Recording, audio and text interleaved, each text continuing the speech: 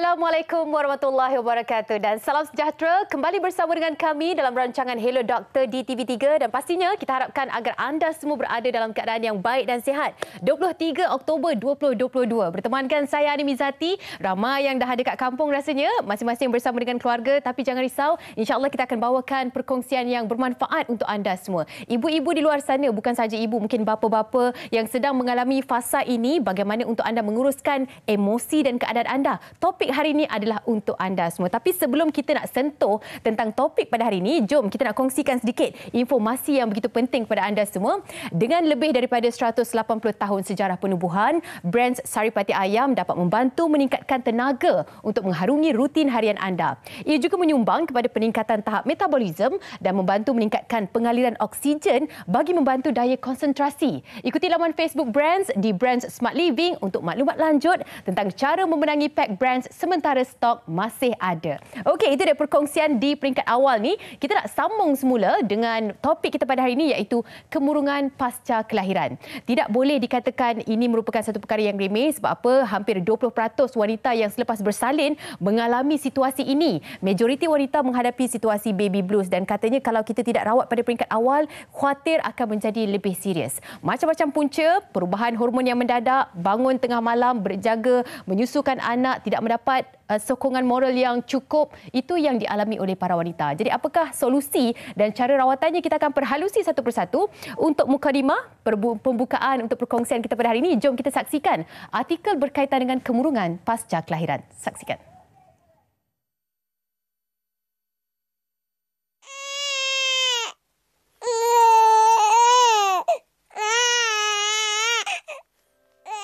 Kelahiran cahaya mata pastinya menjadi detik yang bahagia buat pasangan suami isteri. Namun di sebalik kebahagiaan yang dirasai, 10 hingga 20% wanita selepas bersalin berisiko untuk menghidap kemurungan pasca kelahiran atau meroyan. Lebih membimbangkan apabila meroyan boleh membuatkan seseorang ibu mula hilang kawalan diri sehingga mengakibatkan tragedi yang tidak diingini.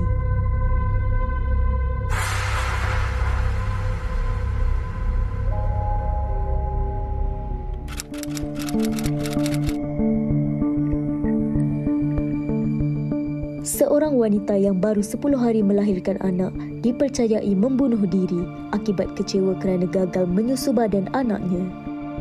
Mangsa yang berusia 30 tahun itu telah menyerahkan bayinya yang menangis kepada pembantu rumah untuk diberikan susu sebelum bertindak terjun dari tingkat 26 pangsa purinya.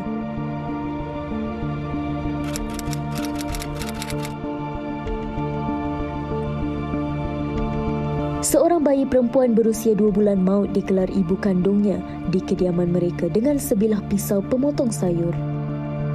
Menurut ahli keluarganya, ibu mangsa dikatakan mengalami halusinasi dengan mendengar suara gaib yang menyuruhnya untuk membunuh mangsa.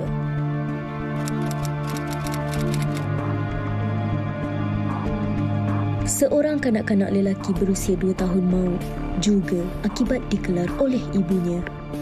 Menceritakan kembali detik kejadian, bapa mangsa terdengar tangisan anaknya yang lemah sebelum melihat isterinya sedang memegang pisau dan mengelar mangsa.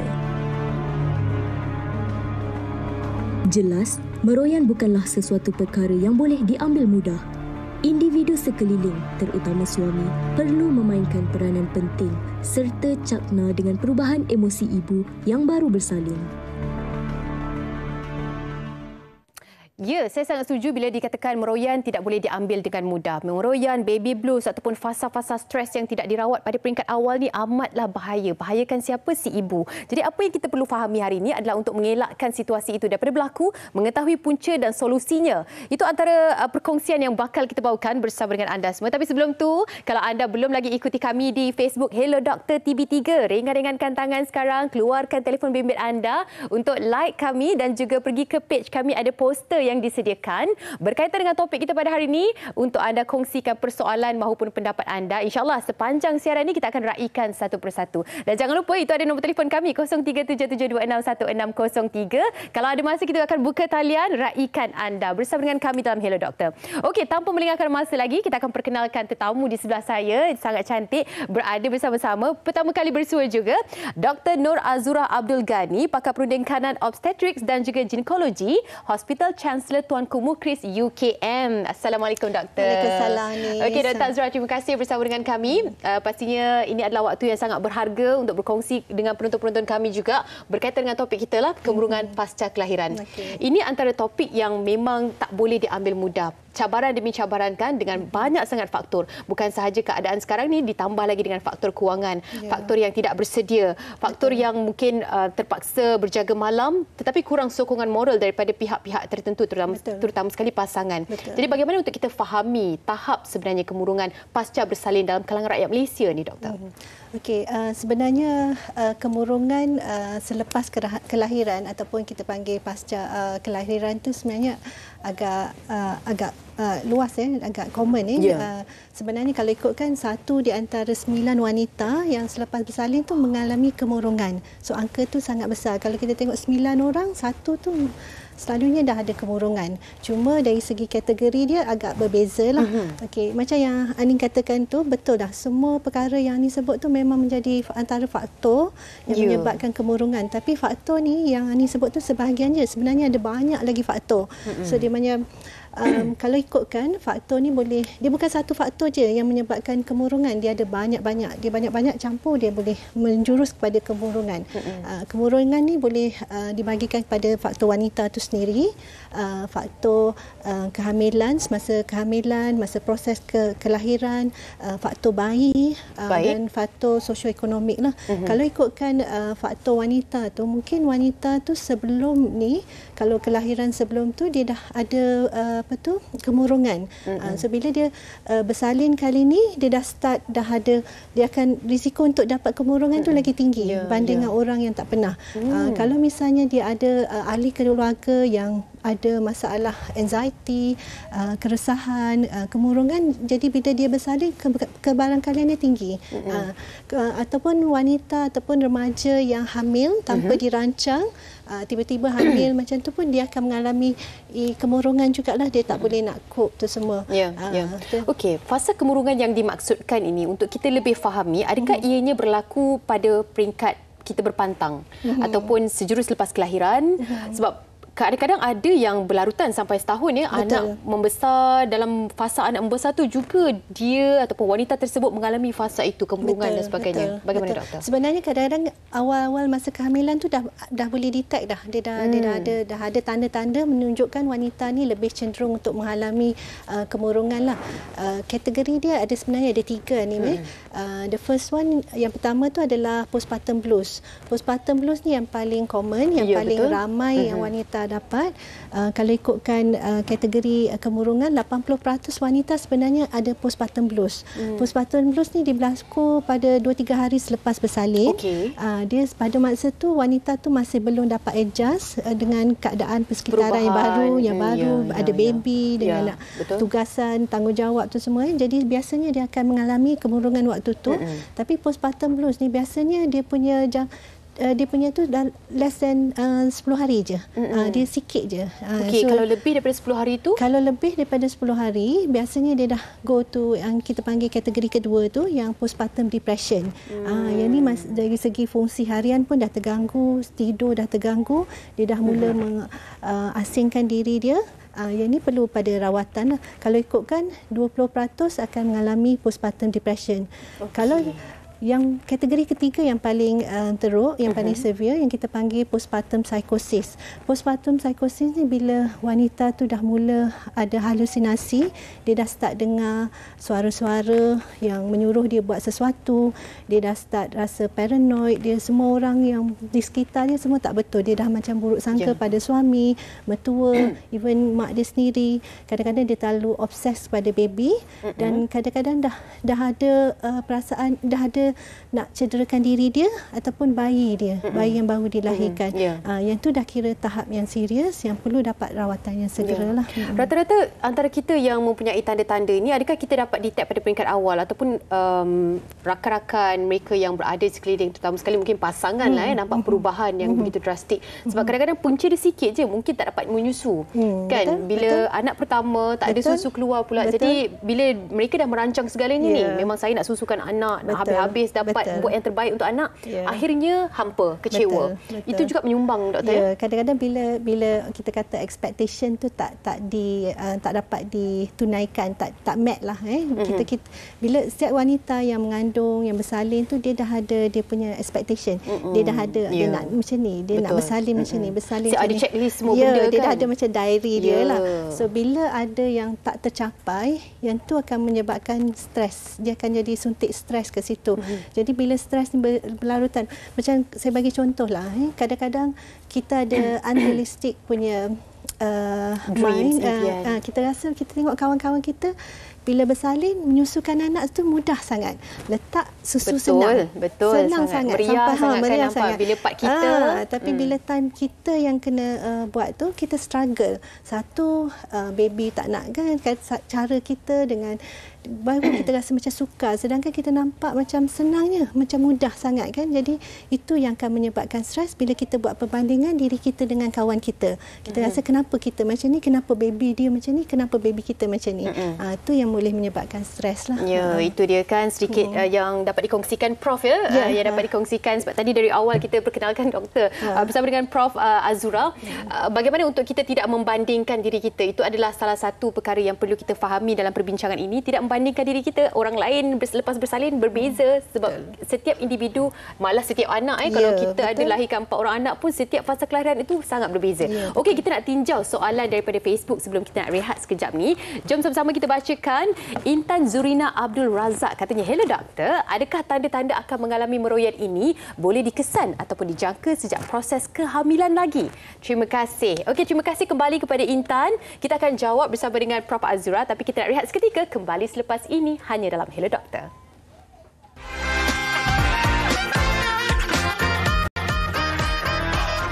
Kembali bersama dengan kami, saya bersama dengan Prof Azura untuk kita kenal pasti apakah sebenarnya punca perhalusi satu persatu tentang kemurungan pasca kelahiran. Begitu penting sekali untuk anda di luar sana.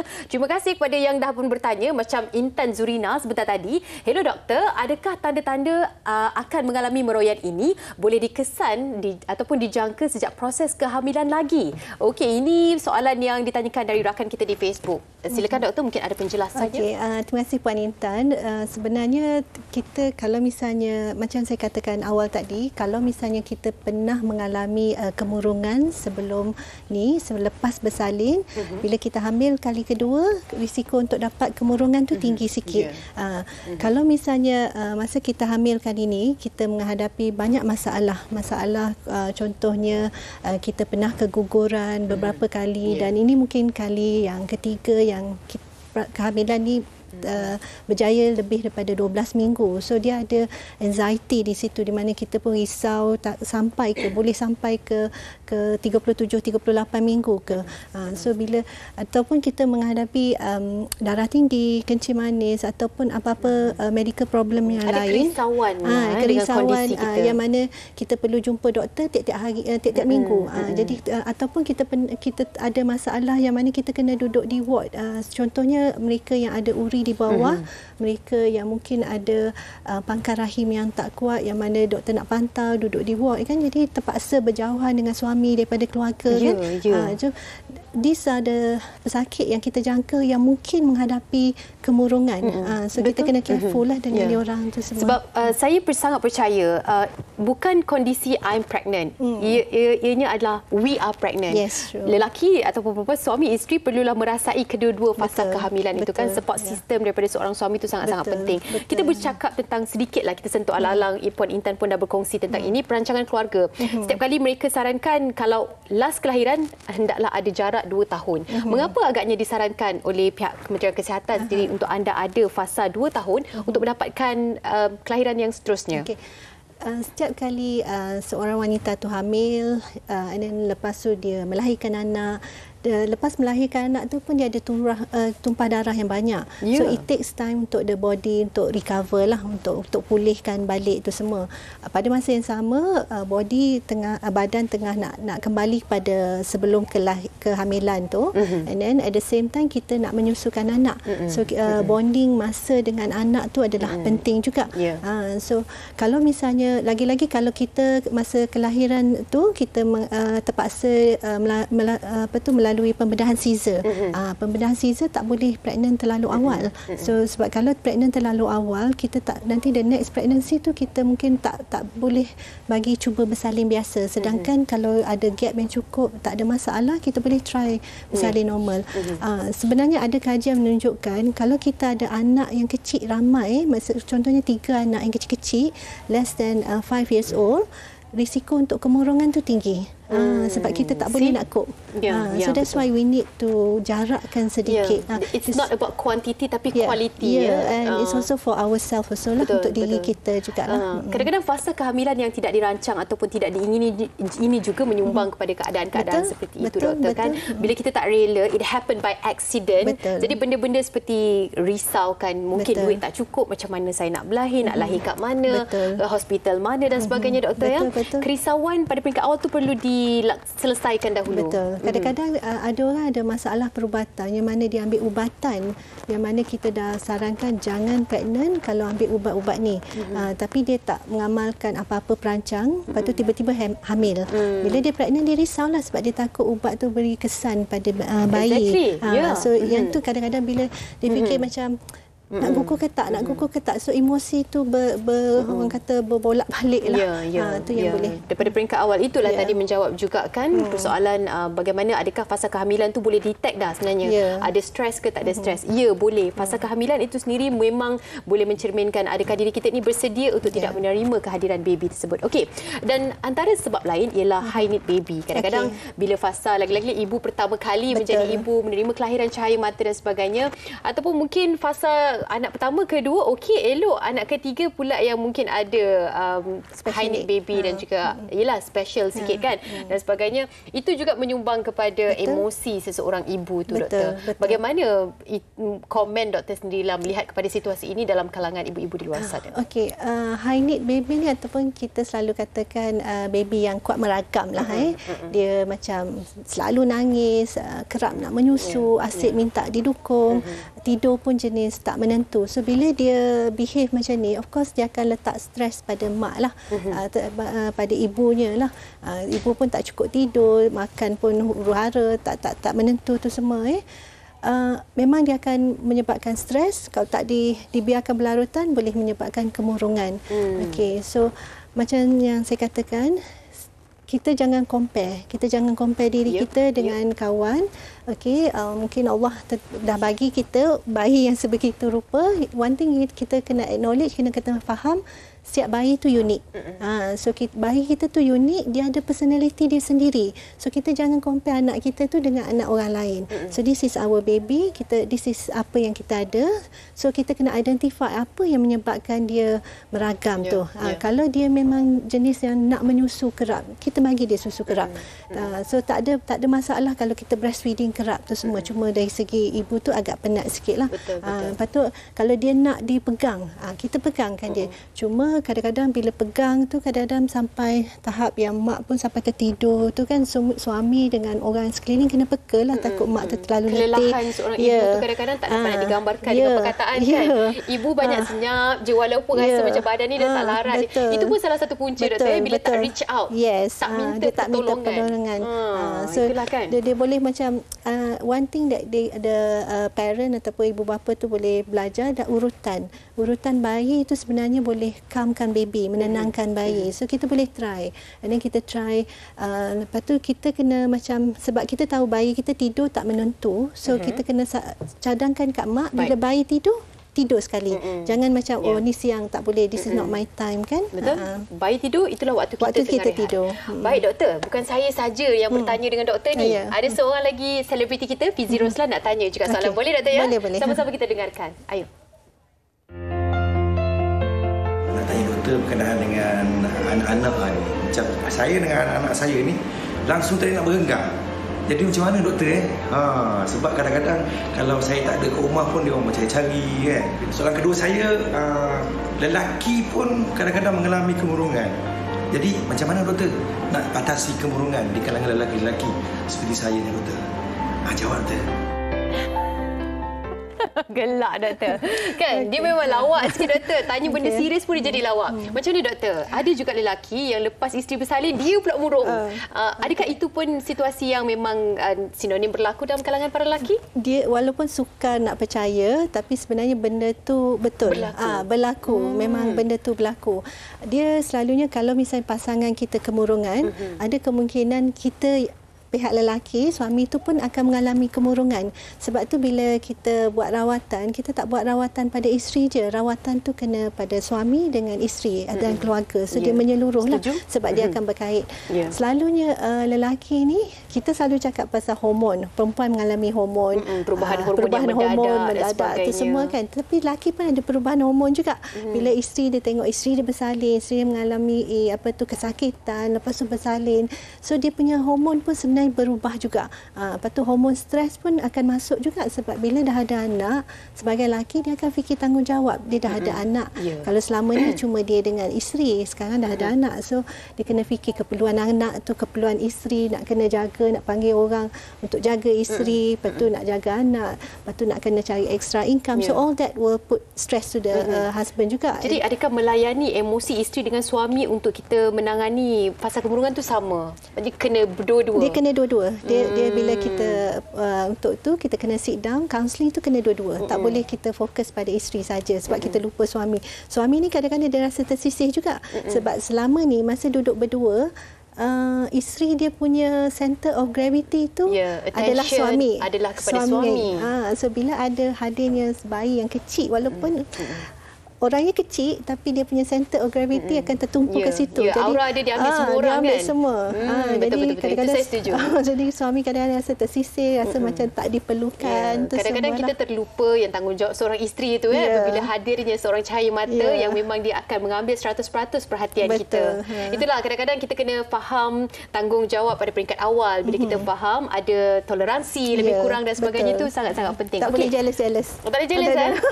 Itu yang bahaya tu kalau tak boleh jealous tu kan. Okey doktor, itu sedikit perkongsiannya. Kalau kita fahami dengan lebih lanjut kan, bagaimana sebenarnya untuk kita tahu perbezaan itu adalah normal dan itu sebenarnya perlu diambil pendekatan yang serius. Kadang-kadang perbezaan ataupun simptom ni 1-2 hari nampaknya wanita itu okey, tapi keesokan harinya memang begitu drastik sekali perubahan dari segi karakter dan sebagainya. Betul. Dia kalau misalnya, yalah kita kena allow wanita tu adapt pada persekitaran yang baru lah. Tapi kalau dia berlanjutan, dia perlu diberi rawatan lah. Contohnya kalau dah menangis yang mula-mula kita rasa sayu je for no reason, tak ada sebab, rasa sayu je, lepas tu rasa sedih, cakap sikit dah start menangis tu semua kan. Tapi kalau sikit-sikit tu tak apa, tapi selagi dia tak mengganggu dari segi fungsi dia masih boleh jaga anak, dia masih jaga diri dia. Tapi kalau dah nampak dia tak, anak pun dia tak boleh nak jaga, diri dia pun, pemakanan pun tak jaga, tidur pun tak menentu, yang tu dah tanda-tanda awal dah, dia kata alarm bell lah. Yang tu kita kena bagi perhatian yang lebih lah. Kadang-kadang masa yang fasa kemurungan ni, kadang dia dah start fikir nak cederakan diri. Dia belum lagi buat, dia baru fikir baru. Yang tu kita kena alert. Kan, macam anak dah nangis lama pun dia buat dia kan, macam dia tak ada respon, tak ada respon. Itu pun is a sign lah untuk kita sebagai mereka yang dekat dengan wanita itu perlu mengambil perhatian penuh. Okey doktor, sebelum kita nak rehat, macam biasa kita nak tinjau soalan daripada rakan kita di Facebook. Terima kasih kepada anda yang sentiasa memberi respon. Kali ini dari Farhana Adam. Assalamualaikum doktor, saya mengalami mild anxiety ketika hamil dan telah dinasihatkan oleh psikiatri untuk ambil ubat, tetapi suami tak setuju. Sekiranya selepas bersalin ni saya masih mengalami anxiety, adakah saya boleh mengambil ubat yang disarankan dan adakah ubat tersebut akan mengganggu susu badan? Okey, satu soalan yang begitu serius untuk kita perhalusi doktor seketika nanti bersama dengan doktor ataupun Profesor Azura seketika nanti hanya di Hello Doktor.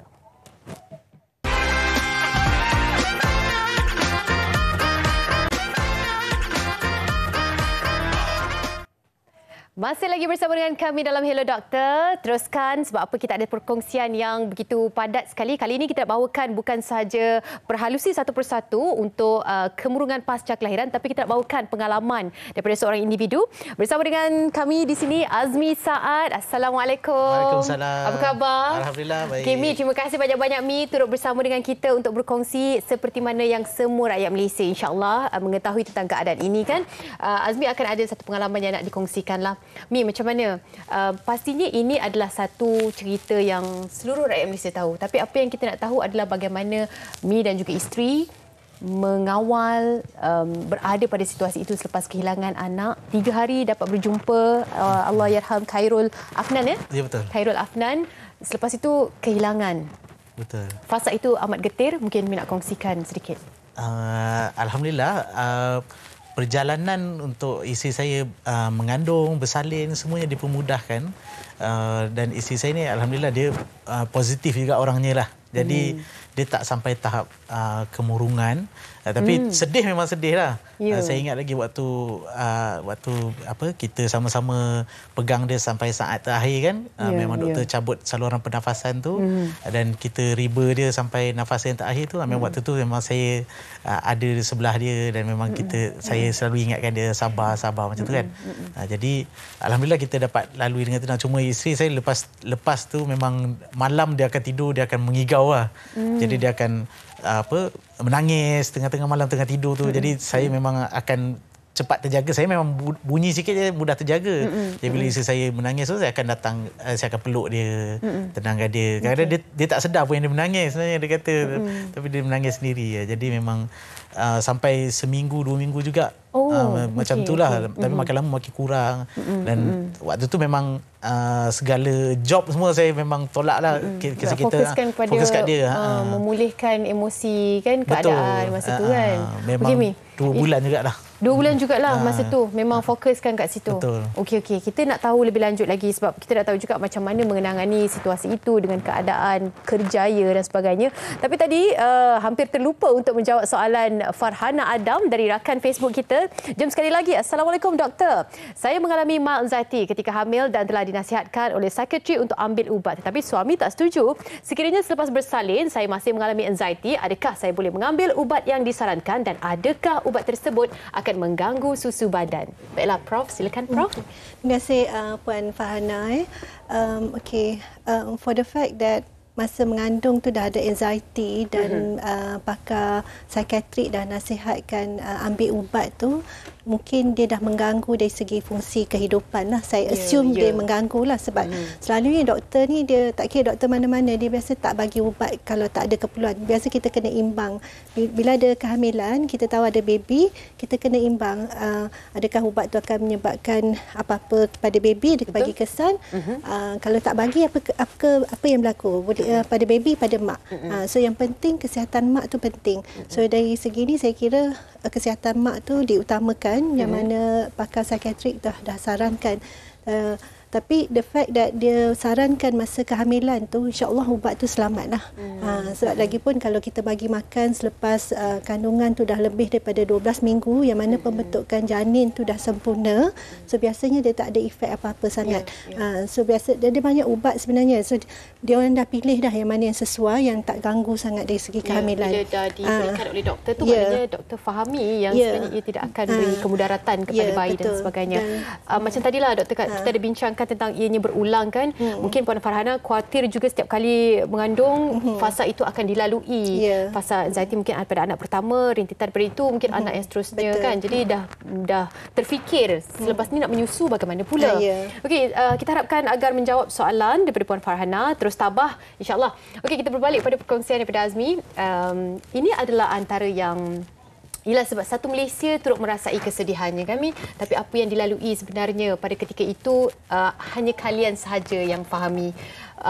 Adakah trauma sehingga ke saat ini untuk ada hadapi fasa-fasa lain, membina keluarga dan sebagainya?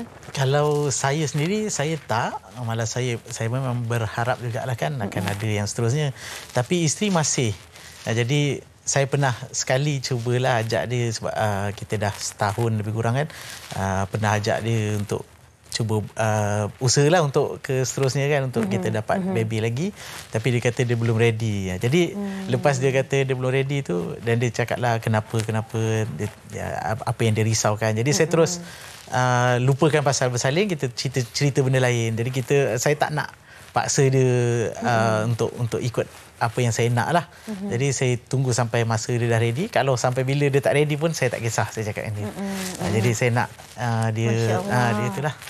Okey, bagaimana dengan situasi yang Prof dengarkan bila Azmi berkongsikan bagaimana dia mengawal emosi isteri, dan selepas itu ada sedikit trauma, selepas itu ada juga untuk bina bangkit kembali kan, untuk mempunyai keluarga. Adakah ini yang sepatutnya dilalui oleh mereka yang ada fasa kemurungan ini? Sebenarnya saya nak bagi Cik Azmi sebenarnya merupakan suami yang agak baguslah, agak baik, bagi sokongan pada isteri pada kala dugaan tu yang sangat berat lah bagi saya kan. Tak semua orang boleh accept the challenge lah tapi Cik Azmi dengan isteri tu diberi kekuatan lah untuk menghadapi. Cara Cik Azmi buat tu saya rasa dah betul dah. Okey, dia bagi ruang pada isteri, dia bagi support pada isteri. Sebab tu saya rasa isteri tu tidak kemurungan yang berlarutan. 2 bulan tu is expected sebab baru kehilangan bayi. Kita accept that dia ada dia punya kita panggil grieving lah, grieving proses tu semua kan. So kita tak boleh push dia sangat lah. So dia ada fasa-fasa dia lah. So dalam 2 bulan tu insya-Allah it's not too bad lah. The fact that Encik Azmi boleh faham kehendak isteri dan tidak memaksa tu it's actually a very good step. Sangat bagus lah, sangat bagus. Dia boleh bagi sokongan.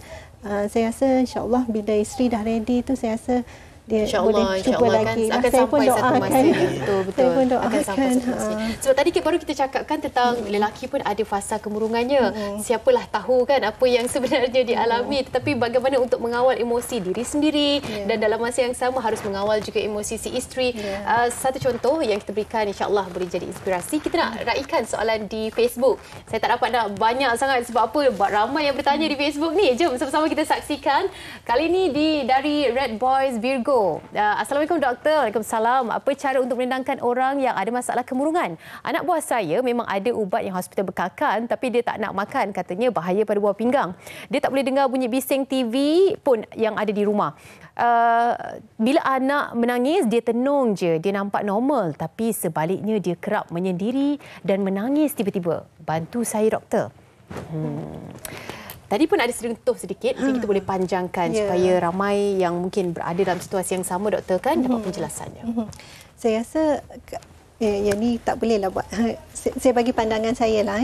Saya anak buah tu mungkin dah menghadapi kemurungan. Kemurungan ni dah tahap yang agak serius lah. Saya rasa sebaik-baiknya bawa dia berjumpa dengan doktor pakar psikiatrik. Sebab bila dia dah mula mengasingkan diri dia, doktor dah bagi ubat, dia tak makan kan. Jadi dia dah start mengasingkan diri dia. Lepas tu dia punya reaksi pada bayi tu, bila bayi menangis, dia tak orang kata bila anak nangis biasa kita automatically pergi kan. Padahal bila bayi tu menangis dia macam mungkin dia dah terstun, dia macam terkelu kan, dia tak boleh nak fikir tu semua. Itu dah ada, kita dah tanda-tanda perlu macam saya katalah warning bell lah. So saya rasa sebaiknya Encik bawa dia berjumpa dengan doktor. Kalau misalnya ada keperluan untuk dimasukkan ke dalam hospital, bagi doktor yang pakar tu buat assessment dulu, tengok macam mana lah.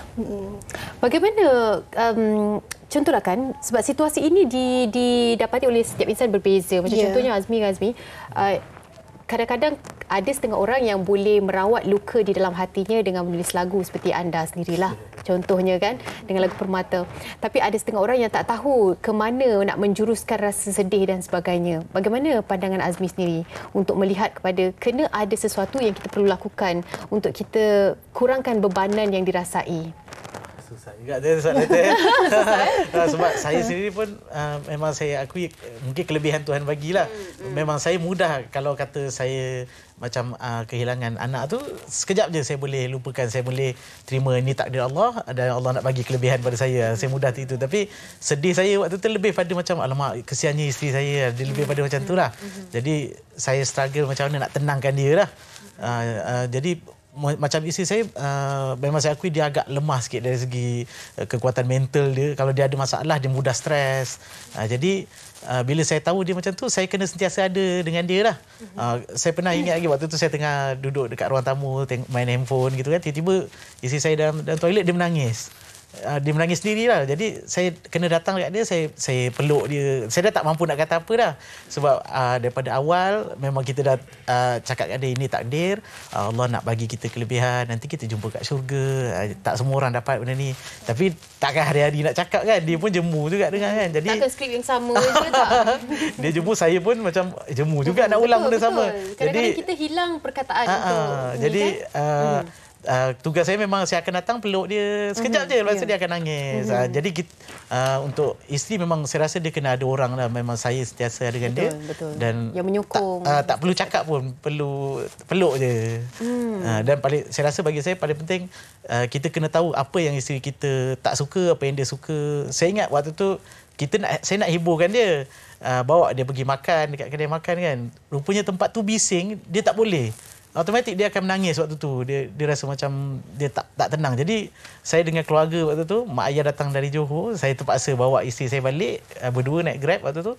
Dan mak ayah saya tinggal mak dengan adik-beradik tinggal kat situ makan. Dan dia orang balik Johor dalam keadaan tak sempat kita nak bersalam-salaman lah, sebab emergency isi menangis waktu tu kan. Sampai ke tahap itu kan. Kadang-kadang Ila nak gambarkan bagaimana sebenarnya untuk mengawal emosi seorang wanita ni, kalau tak ada masalah pun susah, apatah lagi berada dalam fasa yang begitu mencabar sekali ya.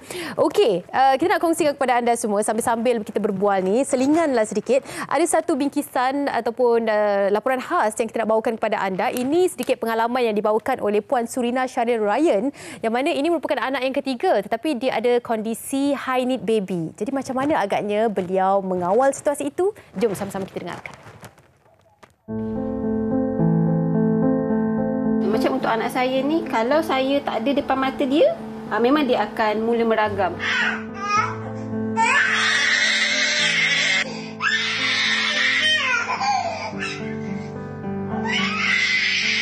Kalau untuk Damien ni, dia satu je. Dia bila saya tak ada dekat depan mata dia. Ada setengah budak ni sebab mainan kan.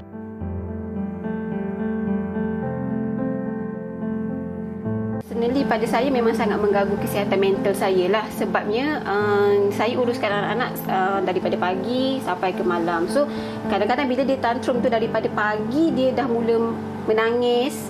So saya punya emosi dah terganggu. Daripada pagi lagi dah terganggu sampai membawa ke petang. So bila anak-anak saya yang lain, maksudnya abang-abang dia, buat hal, maksudnya contohlah bergaduh ke, terlambat ke apa ke, saya mudah nak naik angin. Maksudnya saya mudah nak marah lah. So saya mudah, maksudnya saya tak boleh betul-betul ansur dengan diorang. So benda tu macam agak mengganggu emosi saya lah.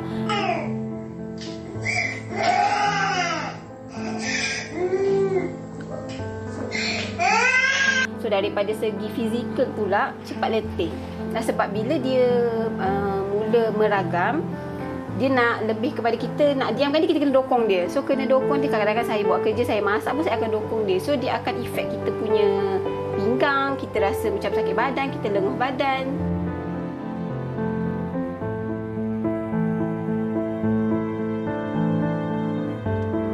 Kebiasaannya kalau ayah dia ada dekat rumah, contoh ayah dia work from home, bila saya macam dah tak terhandle, saya akan minta tolong ayah dia lah, tolong tengokkan sekejap. Walaupun saya tahu benda tu mungkin tak boleh settle sepenuhnya, tapi at least saya ada ruang untuk buat kerja tu dengan cepat lah. Kalau macam saya dah stres sangat, biasanya saya akan cari kawan untuk saya bercerita.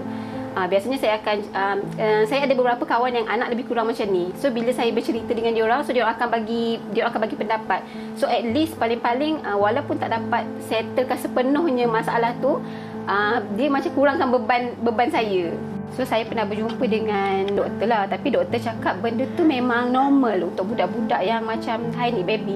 Dia tak silapnya doktor tu cakap macam baby, dia 6 bulan ke bawah tak silap kita panggil dia high need baby. Tapi bila dia dah besar, kita panggil dia masuk dalam fasa separation anxiety, which is dia tak boleh berenggang dengan penjaga dia. pasangan tu memang mainkan peranan penting lah. Maksudnya dia jangan lepaskan 100% pada ibu. Walaupun ibu tu dia boleh settlekan, dia memang ibu je boleh diamkan dia, betul. Tapi kita tak boleh 100% serahkan pada ibu.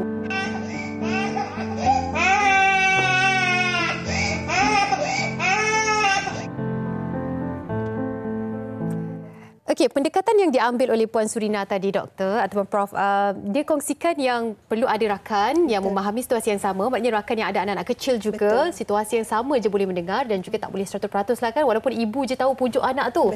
Apa komen Doktor untuk pendekatan yang diambil oleh Puan Surina? Betul, sebenarnya kalau misalnya berlaku macam ni, sebenarnya kita kena luahkan. Sebab kadang-kadang bila kita rasa kita seorang aja ada masalah ni, lepas tu kita tak ada outlet untuk kita vent out kan. So having a friend, kawan untuk kita luahkan, and then lagi-lagi macam dia boleh ada kawan yang ada masalah yang sama. Jadi boleh berkongsi cara teknik macam mana nak kawal tu semua. Yang tu bagus. Lepas tu dari segi macam dia perlu dia kena ada dia punya me time juga. Macam dia katakan anak tu nak kat dia je, tapi ada kalanya kita kena let go, bagi orang lain juga yang handle supaya kita ada masa untuk kita. Untuk kita rejuvenate lah, macam pulihkan diri. Restart button sikit kan, untuk kita untuk pulihkan diri, kembali kekuatan diri tu, baru kita melayani fasa tu seterusnya kan. Itu sememangnya diperlukan dalam apa sahaja tuntutan pekerjaan yang kita lalui. Okey, satu penerangan yang begitu baik sekali, Prof. Saya sendiri dapat merasai yang macam mungkin ini antara pendekatan yang baik dilakukan, berkongsi kepada ibu-ibu di luar sana. Tapi kita nak rehat seketika. Kembali selepas ini masih lagi bersama dengan Azmi Saad dan juga Profesor Azura seketika nanti hanya di Hello Doktor.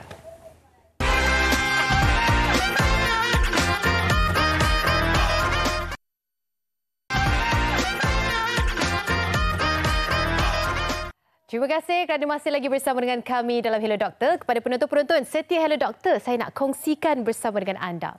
Brands Saripati Ayam diperbuat daripada ester ayam berkualiti tinggi, tidak mengandungi lemak, tidak mengandungi kolesterol, tiada garam tambahan dan juga pengawet. Bermakna Brands merupakan salah satu makanan tambahan yang sihat untuk anda dan juga keluarga anda. Ikuti laman Facebook Brands di Brands Smart Living untuk maklumat lanjut tentang cara memenangi pack Brands sementara stok masih ada. Okey, kita kembali dengan topik kita iaitu kemurungan pasca kelahiran. Dari awal tadi kita dah kongsikan pengalaman bagaimana untuk anda mengetahui, detect lebih awal adakah simptom-simptom itu ataupun gejala dialami oleh anda sendiri sebagai individu yang mengalami fasa yang begitu mencabar sekali. Masih lagi bersama dengan Azmi Saad dan juga Profesor Azura bersama dengan saya untuk segmen kali ini. Pastinya kita nak mengetahui lebih lanjut lagi, adakah cara rawatan, Doktor? Kan kita nak mulakan dengan mereka yang mengalami situasi yang berbeza. Macam tadi kita ada kata baby blues ataupun fasa di awal, kemudian fasa yang seterusnya depresi postpartum dan juga psikosis. Cara rawatannya adakah berbeza untuk setiap fasa itu atau bagaimana? Betul ni, sebenarnya kalau ikutkan baby blues tu sebenarnya rata-rata tak perlukan rawatan sebab dia akan hilang sendiri, dia pulih sendiri dan jangka masa dia less than 10 hari lah. Tapi kalau perlu pun dia is more of counselling, sitting down, duduk dengan isteri, dengan suami, lepas tu kita tengok apa yang stressor dia. Stressor dia selalunya tak cukup tidur sebab menjaga bayi itu semua. So itu yang kita kena handle tu dulu. Macam mana nak bagi ibu ni cukup tidur. So kena macam suami kena cari masa lah bagi peluang isteri tu tidur. So kalau misalnya bagi ataupun cari pembantu untuk kurangkan beban isteri lah. So bila kita take away the stressor tu, insyaAllah dia punya kemurungan tu akan hilang lah. So dia tak perlu pada ubatan. Tapi kalau dah sampai masuk yang depression tu, biasanya kena ada ubatan. The reason kena ada ubatan sebab dia dah ada depression.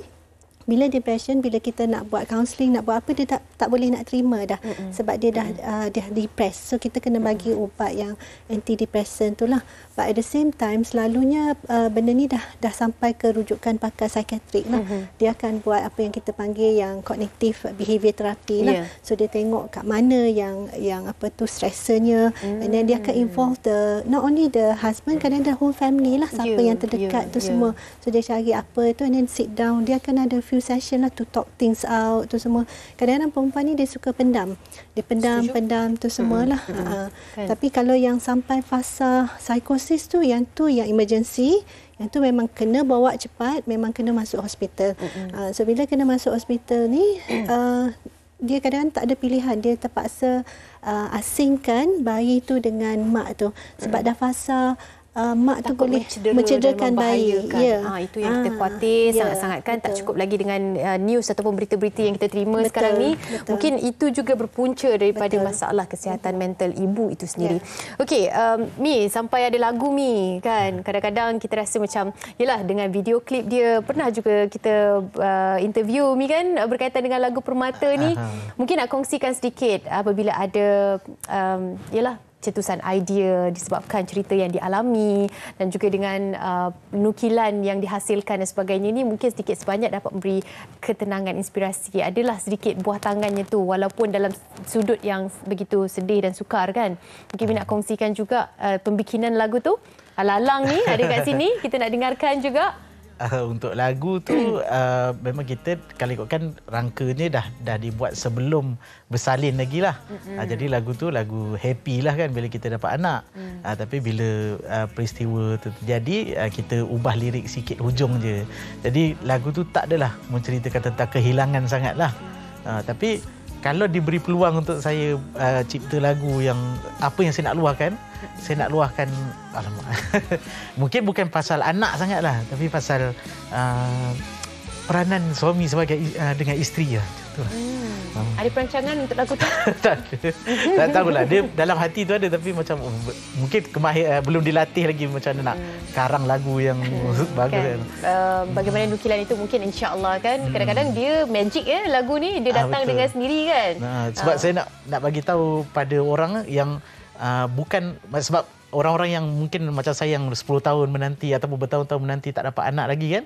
Saya nak bagi tahu dia orang yang bukan anak tu semata penentu kebahagiaan. Tapi kasih sayang suami isteri itu lebih penting sebenarnya. Setuju ni, masya-Allah. Allahu akbar. Kadang-kadang kita tak tahu mana datangnya kekuatan yang ada daripada Mi ni kan. Kita melihat kepada kita yang mungkin insya-Allah sempurna ni tak ada kekuatan sebegitu. Kalau diuji ni entah apa yang tindakan yang kita lalui Prof. Mungkin Prof sebab kita dapat tahu kajian mengatakan kalau ibu tak happy, anak pun takkan happy. Ada juga yang mengatakan kalau kita tidak merawat fasa kemurungan tu peringkat awal, mungkin anak tu akan ada alami masalah pembelajaran, perkembangan, anak lambat cakap. Itu juga ada potensi-potensi itu Prof ya. Jadi macam mana Prof nasihat kepada mereka di luar sana, terutama sekali ibu-ibu yang mengalami fasa situasi yang getir ini dengan tambahan lagi faktor ekonomi dan macam-macam faktor lain. Nasihat daripada Prof mungkin sangat bermakna untuk mereka. Okey. Apa yang saya nak katakan ni, kemurungan pasca kehamilan ni adalah suatu yang common lah. Maksudnya 1 daripada 9 orang wanita yang selepas kelahiran akan mengalami kemurungan. So wanita tu suami tu kena cakna lah, kena lebih peka kepada perubahan yang dialami oleh isteri. Kalau boleh cuba membantu sedaya yang upaya lah. Kita bukan nak suruh suami tu jadi super dad, bukan nak suruh fix everything tu semua. Cuma suami kena sebab isu ni selalu isteri merasakan suami tak ada di sisi. Dan suami kata saya ada, saya memang balik rumah tiap-tiap hari. Semua benda saya dah sediakan, tapi yang maksud dia tak ada di sisi tu is the emotional support lah. Emotional support. So biasanya dalam fasa berpantang tu semua kan, kalau boleh suami tu bangun sekali, walaupun suami kata saya nak bangun buat apa, sebab bukan saya boleh menyusu. Terus merasai apa yang si isteri rasai. Itu dia sedikit perkongsiannya. Kita harapkan agar nasihat ataupun perkongsian pada hari ini dapat dimanfaatkan bersama. Terima kasih kepada kedua-dua tetamu saya, Azmi. Terima kasih banyak-banyak hadir sudi berkongsi pengalaman yang dilalui. Profesor Azura bersama dengan kita. Thank you so much. Ini satu perkongsian yang kita harapkan agar anda boleh saksikan siaran ulangan untuk anda mengetahui bagaimana untuk cara ataupun solusi yang terbaik kemurungan pasca kelahiran. Kita jumpa pada minggu hadapan untuk topik yang berbeza. Teruskan menyokong kami dalam Hello Doktor. Saya Ani Mizati. Assalamualaikum dan jaga diri. Salam Deepavali.